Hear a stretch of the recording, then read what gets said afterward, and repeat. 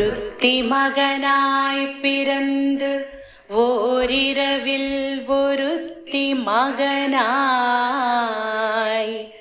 வழித்து வளர தரிக்கிலானாகித்தான் தீங்கு நினைந்த கருத்தை பிழைப்பித்து கஞ்சன் வயிற்றில் நெருப்பென்ன நின்ற நெடுமாலே உன்னை அருத்தித்து வந்தோம் பறைதருதியாகில் திருத்தக்க செல்வமும் சேவகமும் யாம் பாடி வருத்தமும் தீர்ந்து மகிழ்ந்து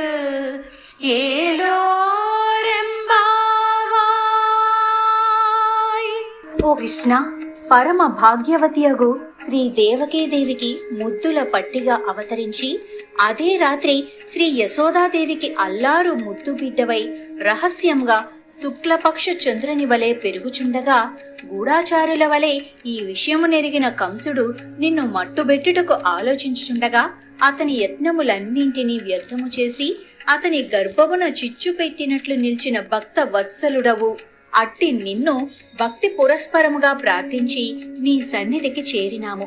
మాకు ఇష్టార్థమైన పరాను వాద్యమును అనుగ్రహింపుము.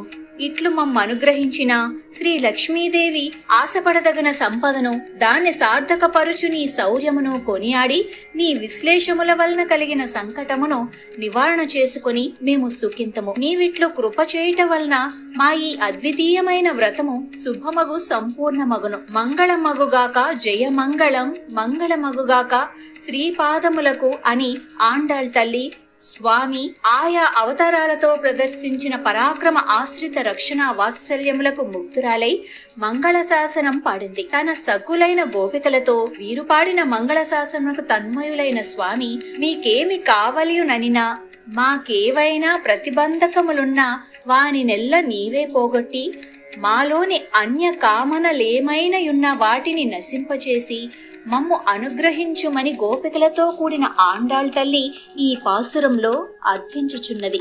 మాలే మణివಣ್ణ మార్గళి நீராடுவான் மேலையார் செய்வனகள் வேண்டுவன கேட்டியேல் ஞாலத்தை எல்லாம் நடுங்க முரல்வன பாலந்த வண்ணத்துன் பாஞ்ச சென்னியமே போல்வன செங்கங்கள் போய் பாடுடையனவே சால பெரும் பறையே பல்லாண்டிசை பாரே கோல விளக்கே கொடியே விதானமே ஆலி நிலையாய் அருள்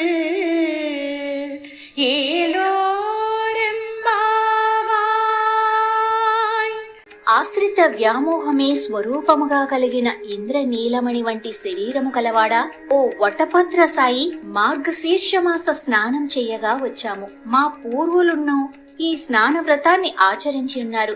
ఈ వ్రతానికి అవసరమగు పరికరములను నిన్నర్థింపగా వచ్చాము. దయచేసి ఆలకింపము. భూమండలమంతయు వణుకు కలిగించునట్లు ధ్వనించే పాల వంటి తెల్లనైన శంఖములు సరిగా నీ పాంచజన్యము వంటివి కావలను. అతి పెద్దవైన పర వంటి వాద్యములు కావలను. మృదు మధురమైన కంఠములతో మంగళ గానాలను పాడే భాగవతులను కావాలి. వ్రతంలో ముందుకు సాగే నిమిత్తం మంగళ దీపము కావాలి. వ్రాత సంకేతములుగా అనేక చాందినీలు కావాలి. లోకాలన్నింటినీ నీ చిరు బొజ్జలో దాచుకొని ఒక లేత మర్రియాకు మీద పరుండిన నీకు చేతకానిదేమున్నది స్వామి? కరుణించి మా వ్రతము సాంగోపాంగముగా పూర్తియగునట్టు మంగళ శాసనము చేసి వీనిని ప్రసాదింపుము.